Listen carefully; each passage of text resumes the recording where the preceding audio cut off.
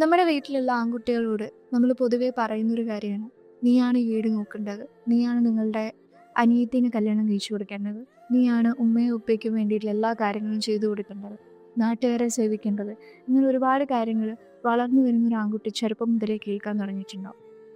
ഒരു പക്ഷേ അവരുടെ സ്വപ്നങ്ങളും ആഗ്രഹങ്ങളും ഒക്കെ ആലോചിക്കുന്ന സമയത്ത് ഒരു സിനിമാ നടനാവേണ്ട ആള് ഒരു പക്ഷേ ഒരു പെയിന്റ് പണിക്കാർ ആയിട്ടാകും മാറിയിട്ടുണ്ടാവുക. അല്ലെങ്കിൽ ഡോക്ടർ എഞ്ചിനീയർ ആകണമെന്ന് ആഗ്രഹിച്ചിട്ടുള്ള ഒരാൾ ഒരു സെയിൽസ്മാനോ ഒരു എക്സിക്യൂട്ടീവോ ആയിട്ട് വർക്ക് ചെയ്യേണ്ടതായിട്ട് വരും. അപ്പോൾ പലപ്പോഴും പല ആഗ്രഹങ്ങളും പലരും ഈ ഭൂമിയിൽ അല്ലെങ്കിൽ അവർ ജീവിക്കുന്ന ഈ ലോകത്ത് ഉപേക്ഷിച്ച് പോകുന്നതിൻ്റെ കാരണം മറ്റാരൊക്കെയോ തൃപ്തിപ്പെടുത്താനുള്ള ഓട്ടത്തിലാണ്. അതിനിടയിൽ സ്വന്തമായി ഒരു നേരത്തെ ഭക്ഷണം ഇഷ്ടമുള്ളത് പോലും കഴിക്കാൻ മറന്നു പോകുന്ന ഒരുപാട് ആൾക്കാർ നമുക്ക് ചുറ്റിനുമുണ്ട്.